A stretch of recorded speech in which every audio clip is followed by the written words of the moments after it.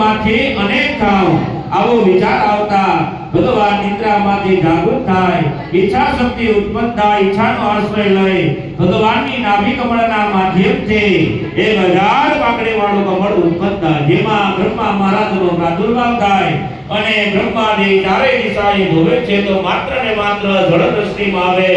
ત્યારે બ્રહ્મા વિચારે છે કે મને ઉત્પન્ન શા માટે કર્યો, ઉત્પન્ન કરવાનો હેતુ શું હોય છે? જ્યાં બધું વિચારે છે બ્રહ્માજીને સંકેત મળે, તપમ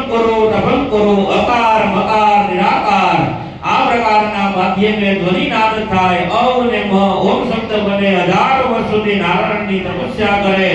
અંતમાં નારાયણ ભગવાન જેને દર્શન આપે, ભગવાન આજ્ઞા કરે કે તમે છો બ્રહ્મા, તમારે આ જગતની રચના કરવાની છે, સર્જન કરવાનું છે।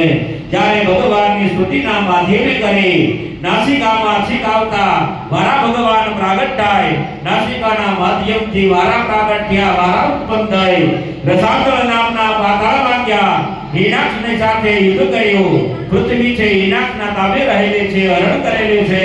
જ્યારે હિરણાક્ષનો વધ કરે, પૃથ્વીને મુક્ત કરે, પોતાની દાઢ ઉપર બેસાડી બહાર આવે, શેષની ફણાની ઉપર આ બ્રહ્માંડને રાખવામાં આવે, પૃથ્વીને રાખવામાં આવે, પૃથ્વીના વજનથી શેષનારાયણ ભગવાન પાતાળ વિશે જાય, ત્યારે ભગવાન બ્રહ્માજી છે પ્રાર્થના કરે, બીજો અવતાર ભગવાન કુર્મ નારાયણ જે આધાશક્તિ નામની શક્તિની ઉપર બિરાજિત કુર્મ નારાયણ, કુર્મની પીઠ ઉપર 1000 એવા ફેણવાળા શેષનારાયણ, શેષની ફણાની ઉપર હાથમાં જે ફૂલનો દડો હોય એમ બ્રહ્માંડો રાખ્યા, પૃથ્વી ગોળ હોવાથી 8 દિશામાં ડોલે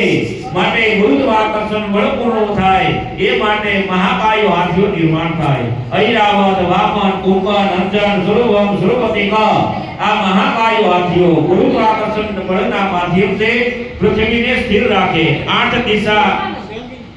ઉપર આકાશ નીચે પાતાળ, 4 દિશા 4 ખૂણા ઉપર આકાશ નીચે પાતાળ, આવી 10 દિશામાં 10 દેવોની સ્થાપના આપી, ઇન્દ્ર યજ્ઞ યજ્ઞ નૈઋત્ય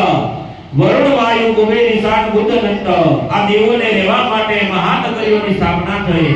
યશોવતી ભોગવતી સિદ્ધવતી ગંધર્વતી યશોવતી પૂર્ણકારી 8 પ્રકારની 7 પ્રકારની નગરીઓના વર્ણન કીધા। ત્યાર પછી સદે ભગવાન બ્રહ્માજી નારાયણની આજ્ઞા માધ્યમથી જ્યારે આ ખંડની ભૂમંડળના 9